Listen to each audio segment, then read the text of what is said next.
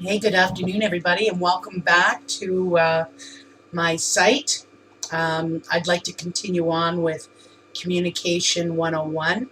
Just little tidbits, nothing really lengthy, but just little snapshots or tidbits of some communication skills that we could use um, in our marketing campaigns and in building relationships with other people. So today, what I wanted to talk about today was attraction.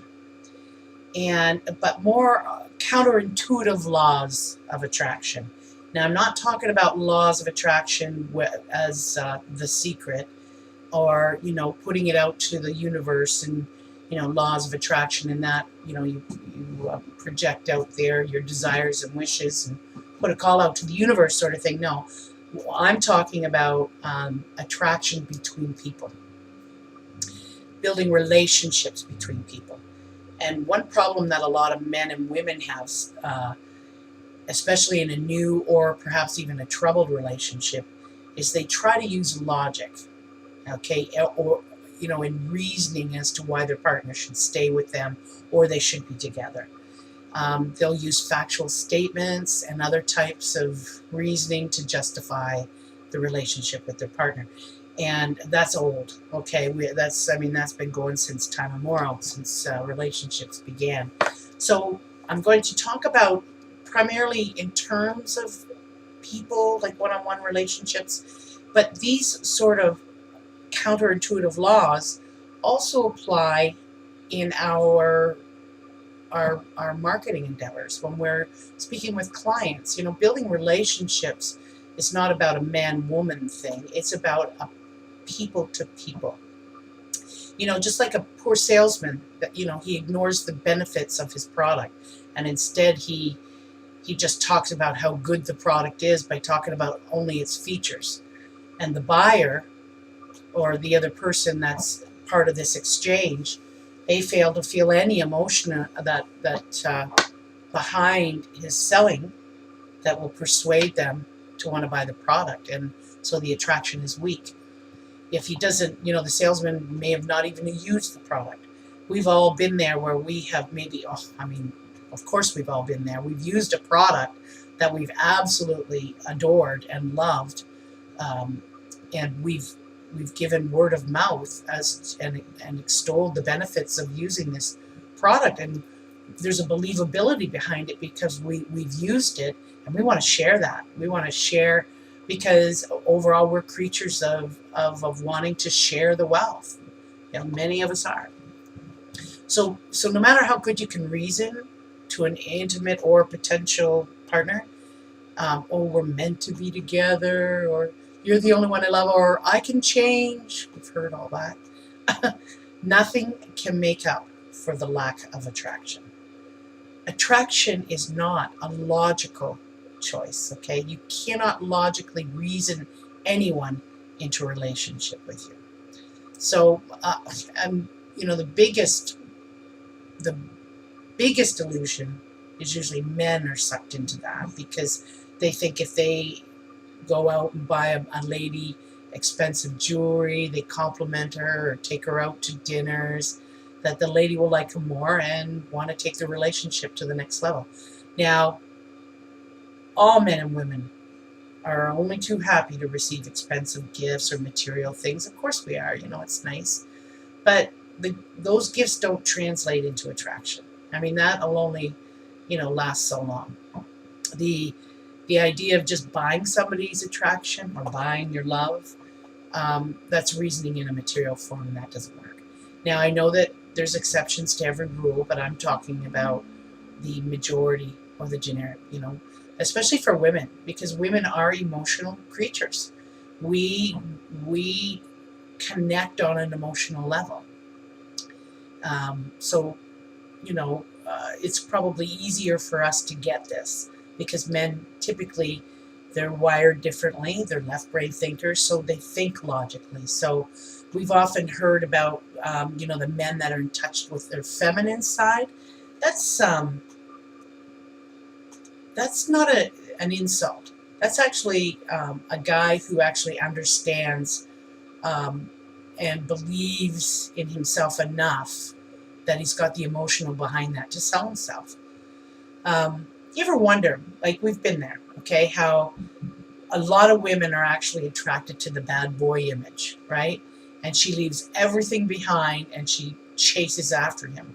That attraction is huge. There's an emotional connection that he's given her all these little clues, right? That attractor factor. Women love the bad boys because they have this air of mystique and, anyway, it overpowers them to the point that it any logic or reasoning or friends or family intervention just doesn't seem to help. And it's only when they're removed from the situation that they actually get it. Like even a crazy romantic can go from being single and living a very stable life into absolutely losing it and doing irrational things when they fall in love with somebody. It's the emotional connection once again. So the emotional connection is a more dependable source of power than logic in connecting people together. So instead of trying to reason someone into a relationship with you, connect with them on an emotional level. So try to find how you can connect into their emotions. I know for us in Empower Network, they work on building emotional relationships. Find the pain. Find out what it is that someone needs, what's hurting them, and then give them the solution. But we have the solution. It's there. So learning how to build emotional connections with people by improving your emotional intelligence. Actually, out in the social behavior world, it's actually called emotional quotient. I know that when I was in the corporate field, that was huge. They didn't typically, if you were an engineer and you were applying for a job, I've been on many interviews where I was actually interviewing engineers. It's a given. When they come to you with their diploma and you see their credentials on the paper, it's pretty much a given what their skill sets are. But what was the difference between us hiring them was by asking targeted questions, we were best able to see what their emotional responses were. So we actually hired based on an emotional quotient. We needed to know how they would react in certain situations. I myself was given a targeted interview as a designer, an engineering designer in the manufacturing industry. I had to go through targeted interviews to see where I would stand in a crisis situation. I'd be out in the middle of the plant if a ruptured disc went or a pressure line or something like that. My emotional reaction could, save lives, mine included. So emotional connection is very important. Emotional intelligence, personal skills, and other related skills in order to build those connections with people that logic just cannot establish, okay? There's feelings of attraction, connection, and intimacy. They'll never, ever be achieved through logic. So I was talking about the 5 counterintuitive laws of attraction. I'd like to talk about them now.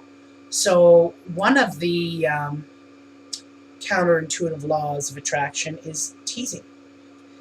Now, teasing is a form of play that shows between two people that you're close enough to tease each other, make fun of each other in a playful way. It's strongly related to close relationships because of the positive feelings that it brings forth. So in other words, you see your partner come in and he's got these orange shoes on, and you kind of go, "Nice shoes. I bet they're comfortable." So it's just minorly degrades, the person, but in a playful manner. And that person, that because of that relationship that you have with them, they're seeing it as a teasing, right? And they've got that level of humor that they know that you're not being harsh. Okay, you have to be careful about that, though. Like I talked about it in a previous Communication 101, the art of body language. When you learn the subtle skills of being able to read body language, then you can typically tell the kind of people that are approachable and those who aren't. closed off, scowling. I mean, there are some blatant behaviors that you can tell when someone is just humor deficient. Um, the other one is avoid commitment. Where it's a counterintuitive law is more relevant at the beginning of a relationship. Okay, like if you give too much of yourself at the beginning, you spill the beans, you tell them everything you are. It's actually it actually is a repellent. When you meet people, and I see it a lot in some marketing videos, and even in their follow-up emails. They give you too much. They come across as being needy and desperate, and they're very unattractive qualities. So avoiding commitment in the beginning, make them give them little bits and make them want to know more. So showing disinterest is another counterintuitive law.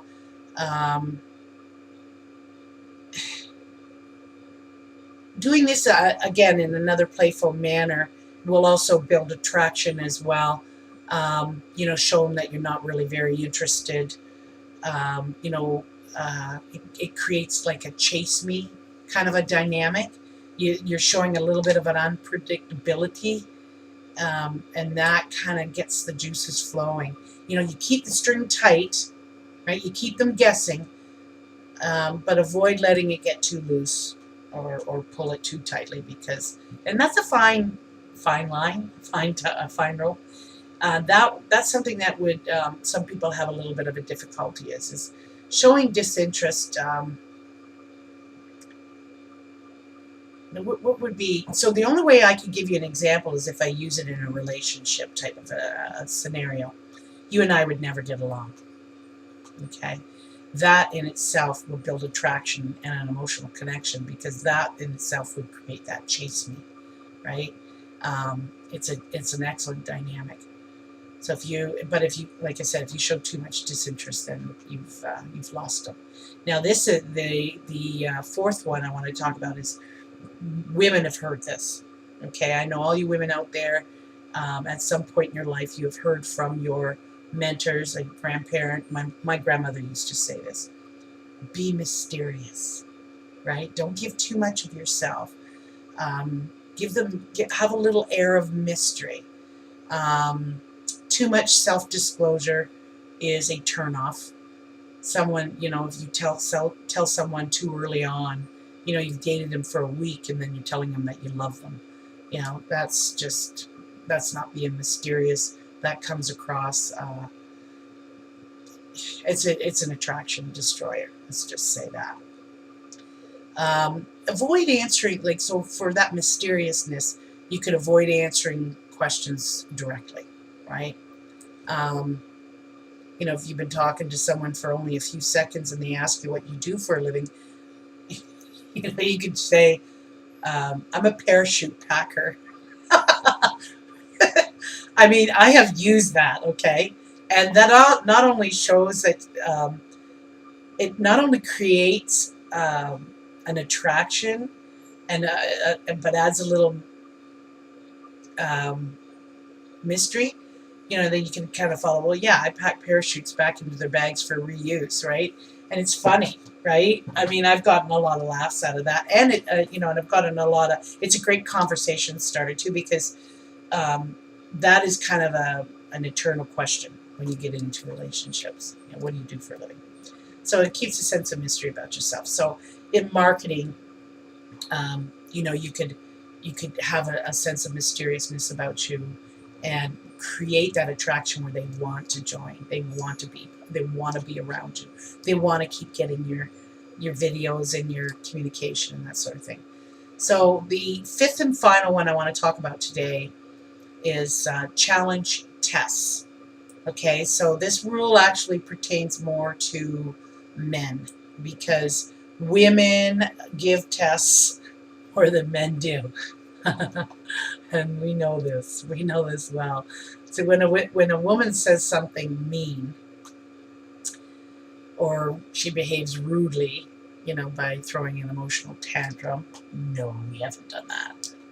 Or even acting avoidant. They're giving out a test, right? And a lot of men fail it. They're charades that reveal more information about the person being tested. Okay, they're all tests. So, in other words, let's see what could be a good example. So, okay, so if a woman's looking at a man, and let's just put this in a male-female perspective again. So you're not wearing very nice clothes, right? Um, a guy could actually be offended by that and just say, well, what makes you say that? Well, you've just failed the test. Whereas if he came back with, because to women that just shows a man's weak, and a little bit lame. Whereas a man that's very confident and self-assured would probably come back with a response that's very attractive. Is the last thing I do is get is to get fashion advice from you and then give you a wink, right? So it shows a little playfulness in his part, but he's passed the test because he's letting you know that he is so self-assured within himself that he doesn't need your opinion, and that sort of thing. So that's the fifth and final counterintuitive. There's 10 out there, and a lot of this information I actually get from a book that I'll find, but I kept notes on, and I'll find it and share it with you if you're interested. It's from an online that I got from some time ago. And anyway, I hope you enjoyed that today, but I think I picked these because I felt that they were probably the most relevant towards, our marketing campaigns. I know a lot of it's online, but you can do and say a lot in the written word as well. So I hope you enjoyed today's video post, and have a great day and make it count.